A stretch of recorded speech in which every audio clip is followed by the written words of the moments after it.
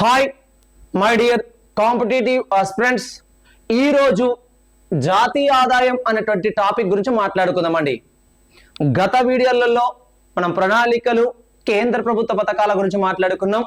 అదేవిధంగా ఈ రోజు నుండి జాతీయ ఆదాయం, నేషనల్ ఇన్కమ్ అనే టాపిక్ గురించి మనం మాట్లాడుకుందామండి. నేషనల్ ఇన్కమ్ అనే టాపిక్ గురించి మనం మాట్లాడుకుందామండి. మరి ఇక్కడ ఒక్కసారి చూసుకున్నట్లయితే నేషనల్ ఇన్కమ్ అండి, ఇక్కడ ఒక్కసారి చూసుకున్నట్లయితే నేషనల్ ఇన్కమ్ అనే టాపిక్ గురించి మనం మాట్లాడుకుందామండి ఈ రోజు వీడియోలో. మరి జాతీయ ఆదాయం, దానికి సంబంధించిన ఇంట్రడక్షన్ అనేది ఏ విధంగా ఉంటుందో చూద్దామండి. ఇక్కడ జాతీయ ఆదాయం పరిచయం అండి. ఇక్కడ నేషనల్ ఇన్కమ్ కి సంబంధించినటువంటి ఇంట్రడక్షన్ అంటే ఏంటిది, దానికి సంబంధించిన డీటెయిల్స్ మాట్లాడుకుందామండి. ఇక్కడ దేశంలోని, మన ఇండియన్ ఎకానమీ గురించి మాట్లాడుతున్నాం కాబట్టి, దేశంలోని ప్రజలందరి ఆదాయాన్ని జాతీయ ఆదాయం అంటారు. దేశంలోని ప్రజలందరి ఆదాయాన్ని జాతీయ ఆదాయం అంటారు. మరి దేశంలోని ప్రజలందరికీ ఆదాయం అనేది ఏ విధంగా రావడం జరుగుతుంది, ఎన్ని మార్గాల ద్వారా రావడం జరుగుతుంది అంటే, దేశంలోని ప్రజలందరికీ ఆదాయం అనేది 3 మార్గాల ద్వారా సమీకరించుకోవడం, 3 మార్గాల ద్వారా రావడం జరుగుతుందండి. 1 వ్యవసాయ రంగం, 2 పారిశ్రామిక రంగం, 3 సేవా రంగం. అంటే ఏంటిది, వ్యవసాయం దాని అనుబంధ రంగాల ద్వారా ఆదాయం లభిస్తుంది, పారిశ్రామిక రంగం దాని అనుబంధ రంగాల ద్వారా ఆదాయం లభిస్తుంది, సేవా రంగం దాని అనుబంధ రంగాల ద్వారా ఆదాయం లభిస్తుంది. మరి ఈ 3 మార్గాల ద్వారా లభించినటువంటి మొత్తం ఆదాయాన్ని ఒక సంవత్సర కాలంలో లెక్క కడితే వచ్చే ఆదాయమే జాతీయ ఆదాయం అండి. అంటే ఇక్కడ ఒక్కసారి చూడండి, ఇక్కడ దేశ ప్రజలందరి ఆదాయాన్ని అండి, దేశ ప్రజలందరి ఆదాయాన్ని మనం ఏమనుకోవచ్చునండి, జాతీయ ఆదాయం, నేషనల్ ఇన్కమ్ అనుకోవచ్చునండి. మరి దేశంలోని ప్రజలందరికీ ఆదాయం ఎన్ని మార్గాల నుంచి లభిస్తుందండి, దేశంలోని ప్రజలందరికీ ఆదాయం 3 మార్గాల ద్వారా లభిస్తుందండి. 3 మార్గాల ద్వారా లేదా 3 రంగాల ద్వారా అండి. ఇక్కడ 3 మార్గాలు లేదా 3 రంగాలు అనుకోవచ్చునండి. మరి ఇక్కడ ఒక్కసారి చూసుకున్నట్లయితే ఏంటిదండి, 1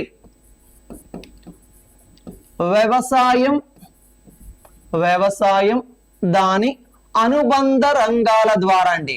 వ్యవసాయం దాని అనుబంధ రంగాల ద్వారా ఆదాయం లభిస్తుంది. అగ్రికల్చర్ అండ్ ఇక్కడ రిలేటెడ్ సెక్టార్స్ ఏవైతే ఉంటాయో వాటి ద్వారా అండి.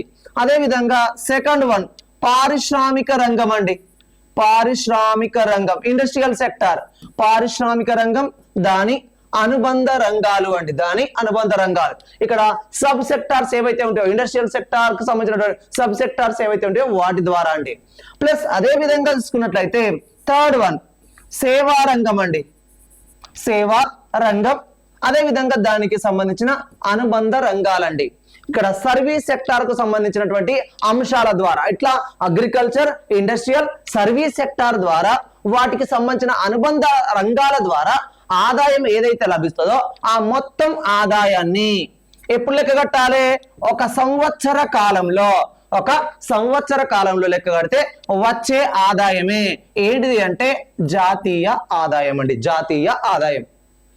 మరి ఇక్కడ చూద్దామండి, ఒక దేశంలోని వివిధ రంగాల ద్వారా వచ్చే ఆదాయం అనుకున్నాం కదా. వివిధ రంగాల ద్వారా ఆదాయం జరగాలంటే వస్తుత్పత్తి, మరి అదే విధంగా సేవలు అనేవి కూడా తయారు కావాలి. అంటే ఇక్కడ ఈ 3 రంగాల ద్వారా వస్తువులు, సేవలు అనేవి వచ్చినప్పుడు వాటి ద్వారా ఆదాయం అనేది సమకూరుతుంది. ఆ ప్రజలందరి ఆదాయాన్ని మనం ఒక సంవత్సర కాలంలో లెక్క కడితే జాతీయ ఆదాయం. ఫర్ ఎగ్జాంపుల్ అండి, ఇక్కడ ఏంటిదండి, వ్యవసాయ రంగం దాని అనుబంధ రంగాలు, పారిశ్రామిక రంగం అనుబంధ రంగాలు, సేవా రంగం దాని అనుబంధ రంగాలు అనుకున్నాం కదా. ఈ 3 రంగాలలో వేటి ద్వారా వస్తువులు ఉత్పత్తి కావడం జరుగుతుంది, వేటి ద్వారా సేవలు అనేవి తయారైతే చూద్దామండి. ఇక్కడ వస్తువులు అనేవి గూడ్స్ అనుకోవచ్చునండి. వస్తువులు అనేవి వ్యవసాయ రంగం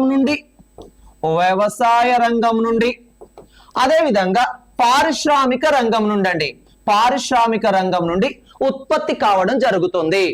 అదేవిధంగా సేవలు అనేవి ఇక్కడ సేవా రంగం సర్వీస్ సెక్టార్ నుండి రావడం జరుగుతుందండి. అంటే ఇక్కడ వస్తువులేమో వ్యవసాయ రంగం పారిశ్రామిక రంగం నుండి, ఇక్కడ సేవలేమో సర్వీస్ సెక్టార్ సేవా రంగం నుండి రావడం జరుగుతుంది.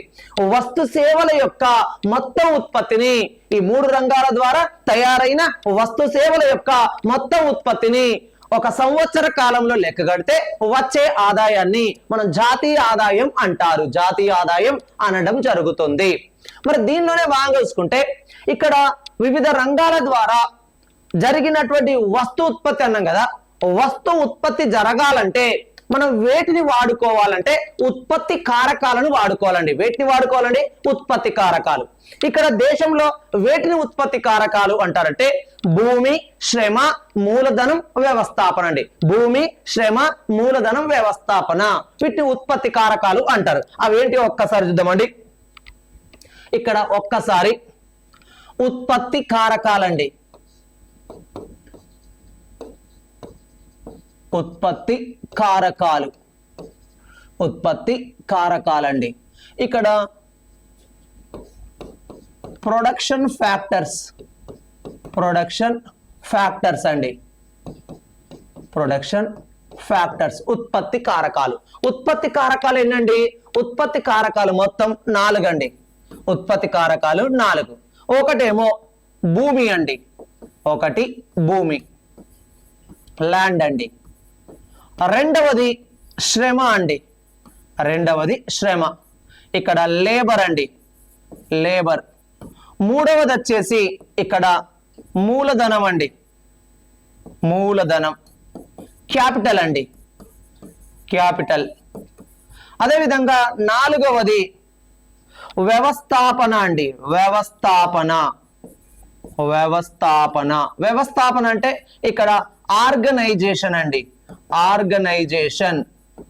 ఆర్గనైజేషన్. ఇక్కడ ఉత్పత్తి కారకాలు అనేవి 4 అండి. ఉత్పత్తి కారకాలు 4. ఒకటి భూమి, శ్రమ, మూలధనం, వ్యవస్థాపన.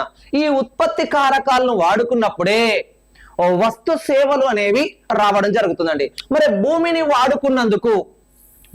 వాడుకున్నందుకు ప్రతిఫలంగా దేనిని అందించాలి అంటే ఉత్పత్తి కారకాలను వాడుకున్నందుకు వాటికి ప్రతిఫలాలను కూడా అందించాలి. కాబట్టి అంటే ఉత్పత్తి ప్రక్రియలో భూమి, శ్రమ, మూలధనం, వ్యవస్థాపనలు వాడుకున్నందుకు ఎంతో కొంత బెనిఫిట్స్ ప్రతిఫలాలు అందించాలి. కాబట్టి భూమిని వాడుకున్నందుకు ఇచ్చేటువంటి ప్రతిఫలాన్ని ఏమంటారు అంటే బాటకం అనడం జరుగుతుందండి. ఏమంటారండి? బాటకం అండి. రెంట్ అనడం జరుగుతుందండి. అదే విధంగా తీసుకున్నట్లయితే శ్రమ అండి. శ్రమ, లేబర్ ను వాడుకున్నందుకు ఇచ్చేటువంటి ప్రతిఫలం ఏంటంటే వేతనం అండి. ఏదండి? వేతనం, వేజ్ ఆర్ సాలరీ అండి. అదే విధంగా మూలధనం అండి. క్యాపిటల్ ను వాడుకున్నందుకు ఇచ్చేటువంటి బెనిఫిట్ ప్రతిఫలం ఏంటిదంటే మూలధనానికి ప్రతిఫలం వడ్డీ అండి. వడ్డీ, ఇంట్రెస్ట్ అండి. అదే విధంగా వ్యవస్థాపన ఆర్గనైజేషన్ ను వాడుకున్నందుకు ఇచ్చేటువంటి ప్రతిఫలం లాభం అండి. లాభం, ప్రాఫిట్ అండి. ఇట్లా ఉత్పత్తి కారకాలైనటువంటి భూమి, శ్రమ, మూలధనం, వ్యవస్థాపనలు వాడుకున్నందుకు వాటి ప్రతిఫలాలుగా అందించేటువంటి ఆదాయాల యొక్క మొత్తం విలువ ఎందులో భాగమైతే అంటే జాతీయ ఆదాయంలో భాగమైతే. దీన్ని మనం ఎట్లా మాట్లాడుకోవచ్చునండి? ఉత్పత్తి కారకాల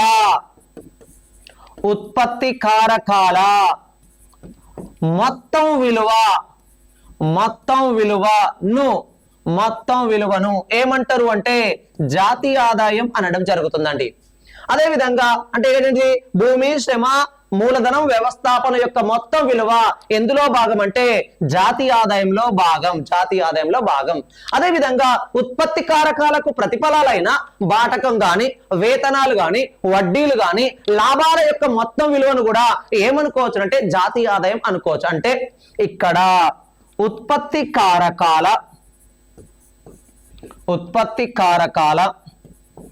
ప్రతిఫలాల విలువ ఏదైతే ఉంటుందో ప్రతిఫలాల విలువను కూడా ఏమనుకోవచ్చునంటే జాతీయ ఆదాయం అనుకోవచ్చునండి. ఉత్పత్తి కారకాల ప్రతిఫలాల విలువ. ఉత్పత్తి కారకాల ప్రతిఫలాలు అంటే బాటకం ప్లస్ వేతనాలు ప్లస్ వడ్డీలు ప్లస్ లాభాల యొక్క మొత్తం విలువ ఎందులో భాగం అంటే జాతీయ ఆదాయంలో భాగం. అంటే ఇక్కడ చూద్దామండి, గతంలో అయితే 3 రంగాల ద్వారా లభించిన ఆదాయాన్ని అంటే ఇక్కడ ఏంటి, వ్యవసాయ రంగం ద్వారా, పారిశ్రామిక రంగం ద్వారా, సేవా రంగం ద్వారా జరిగిన మొత్తం ఉత్పత్తిని జాతీయ ఆదాయం అంటారు. ఉత్పత్తి కారకాల యొక్క మొత్తం విలువను జాతీయ ఆదాయం అంటారు. ఉత్పత్తి కారకాలకు ప్రతిఫలాలైన బాటకం, వేతనాలు, వడ్డీలు, లాభాల యొక్క మొత్తం విలువను కూడా జాతీయ ఆదాయం అనడం జరుగుతుంది. అంటే దీన్ని బట్టి మనం ఎట్లా మాట్లాడుకోవచ్చునంటే ఒక దేశంలోని ప్రజలందరి ఆదాయం జాతీయ ఆదాయం అన్నాం కదా. దేశంలోని ప్రజలందరికీ 3 మార్గాల ద్వారా ఆదాయం లభిస్తుంది. అంటే వ్యవసాయ రంగం ద్వారా, పారిశ్రామిక రంగం ద్వారా, సేవా రంగం ద్వారా. ఈ 3 రంగాల ద్వారా లభించే ఆదాయాన్ని జాతీయ ఆదాయం అంటారు. అదేవిధంగా ఉత్పత్తి కారకాల ద్వారా లభించే ఆదాయాన్ని జాతీయ ఆదాయం అంటారు. ఉత్పత్తి కారకాలకు లభించేటువంటి ఆదాయాన్ని కూడా, ఉత్పత్తి కారకాల ప్రతిఫలాల యొక్క విలువ కూడా జాతీయ ఆదాయం అన్నాం కదా. ఇప్పుడు ఒక మాట మాట్లాడదామండి. ఇక్కడ దేశంలో జాతీయ ఆదాయం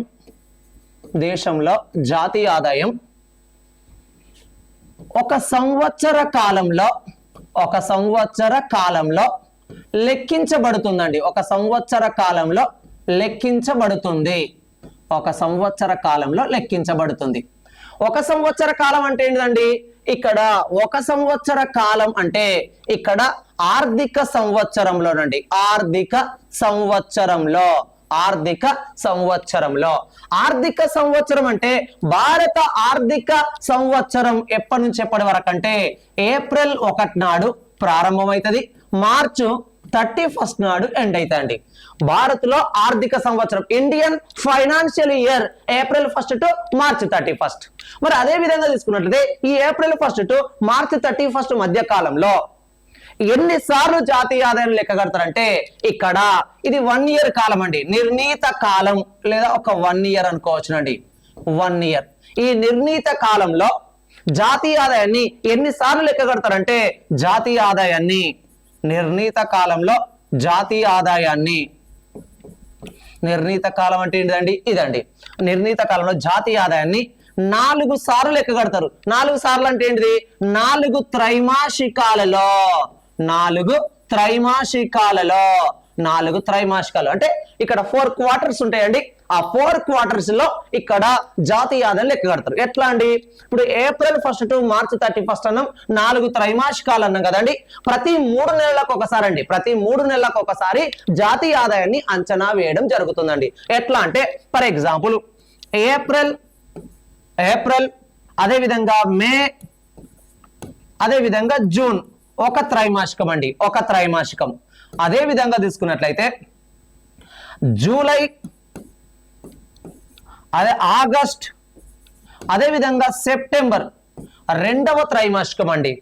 అదే విధంగా అక్టోబర్, నవంబర్, అదే విధంగా డిసెంబర్ ఇది 3వ త్రైమాసికం అండి. అదే విధంగా జనవరి, అదే విధంగా ఫిబ్రవరి, మార్చ్ ఇది 4వ త్రైమాసికం అండి. ఇట్లా 4 త్రైమాసికాల్లో ఎప్పటికప్పుడు లెక్కగడుతూ చివరగా మొత్తం ఏదైతే ఉంటుందో ఒక సంవత్సర కాలంలో వచ్చినటువంటి మొత్తం ఆదాయాన్ని లెక్కగడితే వచ్చేది జాతీయ ఆదాయం. అంటే 1 ఇయర్కి ఒకసారి లెక్కగడతారు జాతీయ ఆదాయాన్ని. 1 ఇయర్కి ఒకసారి లెక్కగట్టడం జరుగుతుంది. ఆ లెక్కగట్టేటప్పుడు 4 త్రైమాసికాలలో సెపరేట్ గా లెక్కగట్టి ఏ త్రైమాసికానికి ఆ త్రైమాసిక విలువ లెక్కగడుతూనే ప్రతి త్రైమాసికం అయిపోయిన తర్వాత 2టిని కలుపుకుంటూ 3టిని కలుపుకుంటూ చివరగా మొత్తంగా కలుపుకుంటూ ఒక దేశంలో ఒక సంవత్సర కాలంలో ఎంత ఆదాయం వస్తుందో, ఎంత వృద్ధి రేటు వస్తుందో మనకు తెలియజేయడం జరుగుతుంది అండి.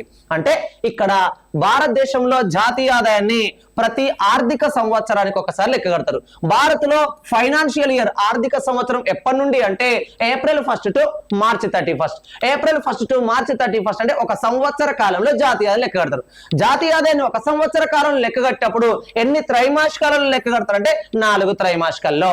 4 త్రైమాసికాలు ఏప్రిల్, మే, జూన్ అనేది మొదటి త్రైమాసికం, జూలై ఆగస్ట్ సెప్టెంబర్ రెండవది, అదేవిధంగా అక్టోబర్ నవంబర్ డిసెంబర్ మూడవది, అదేవిధంగా జనవరి ఫిబ్రవరి మార్చ్ ఈ 4 త్రైమాసికాల్లో విడివిడిగా మొదట లెక్క పెట్టుకుంటూనే ఎప్పటికప్పుడు ఏ త్రైమాసికానికి ఆ త్రైమాసికానికి వాల్యూస్ లెక్క కట్టుకుంటూనే ప్లస్ ఒక త్రైమాసికం అయిపోయినాక రెండవ త్రైమాసికానికి కలుపుకొని లెక్క కడతారు. తర్వాత రెండో త్రైమాసికం అయినాక మూడో త్రైమాసికం అయిపోయింది అనుకోని మళ్ళీ కలిపి లెక్క పెట్టుకుంటారు. ఆ తర్వాత మూడో త్రైమాసికం అయిపోయి 4వ త్రైమాసికానికి వస్తే ఇట్లా దానికి క్యాలిక్యులేట్ చేసుకుంటూనే మొత్తంగా మొదటి త్రైమాసికం, తర్వాత 2 త్రైమాసికాలు, తర్వాత 3 త్రైమాసికాలు, తర్వాత 4 త్రైమాసికాలు అంటే 1 year కు మొత్తం జాతీయ ఆదాయాన్ని లెక్క కట్టడం జరుగుతుంది. ఓకేనా, రైట్. మరి ఇక్కడ మనం ఏమనుకోవచ్చు అంటే ఇందులోనే భాగంగా మనం మాట్లాడుకోవచ్చు ఏమని అంటే ఇక్కడ భారతదేశంలో జాతీయ ఆదాయాన్ని లెక్కించేటప్పుడు మనం 3 అంశాలను లెక్కలోకి తీసుకోవాలండి. ఇప్పుడు మామూలుగా వ్యవసాయ రంగం ద్వారా అనుకున్నాం కదండి, వ్యవసాయ రంగం, అదేవిధంగా పారిశ్రామిక రంగం,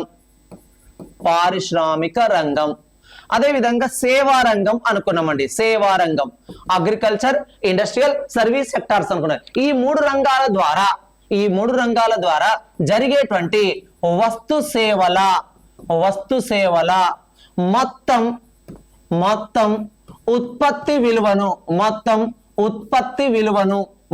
ఉత్పత్తి విలువను ఏమనుకోవచ్చు అంటే జాతీయ ఆదాయం అనుకోవచ్చు. అంటే ఏంటిది? మొత్తం ఉత్పత్తి. ఇక్కడ చూడండి, మొత్తం ఉత్పత్తి విలువను ఏమంటారు? జాతీయ ఆదాయం అంటారు. ఇదే మొత్తం ఉత్పత్తిని మార్కెట్లో లెక్క కడితే, మార్కెట్లో ఎంతైతే ఉత్పత్తి వస్తుందో ఆ ఉత్పత్తి విలువను మార్కెట్లో లెక్కిస్తే ఏమొస్తుంది? ఆదాయం వస్తుంది. వస్తువులను మార్కెట్లో లెక్క కట్టినప్పుడు ఆదాయం వస్తుంది. ఆ ఆదాయాన్ని మొత్తం ఆదాయంగా పరిగణిస్తే అది కూడా ఏ విధంగా చెప్పవచ్చునంటే జాతీయ ఆదాయంగా చెప్పవచ్చు. అదే విధంగా మార్కెట్లోకి వస్తు సేవలు వచ్చినప్పుడు వాటిని ఎవరైతే కొనుగోలు చేస్తారో దాన్ని మొత్తం వ్యయం అనడం జరుగుతుందండి. మొత్తం వ్యయం అనడం జరుగుతుంది. ఈ మొత్తం వ్యయాల యొక్క విలువ కూడా జాతీయ ఆదాయంలో భాగమే.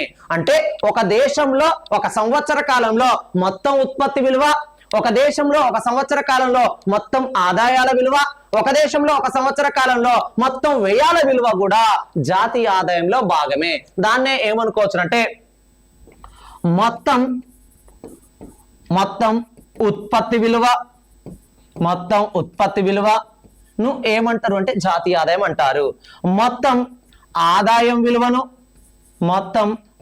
విలువను ఏమంటారు అంటే జాతీయ ఆదాయం అంటారు. మొత్తం వ్యయాల విలువను కూడా ఏమంటారు అంటే జాతీయ ఆదాయం అనడం జరుగుతుంది. దీన్ని మనం ఎట్లా మాట్లాడుకోవచ్చును అంటే ఇక్కడ మొత్తం ఉత్పత్తి ఈజ్ ఈక్వల్ మొత్తం ఆదాయం ఈజ్ ఈక్వల్ మొత్తం వ్యయం is equal to national income గా పరిగణించవచ్చునండి. నేషనల్ ఇన్కమ్ గా పరిగణించవచ్చు. ఇట్లా మన జాతీయ ఆదాయానికి సంబంధించినటువంటి ఇంట్రొడక్షన్ లో ఇలాంటి అంశాలను మనం మాట్లాడుకోవచ్చునండి.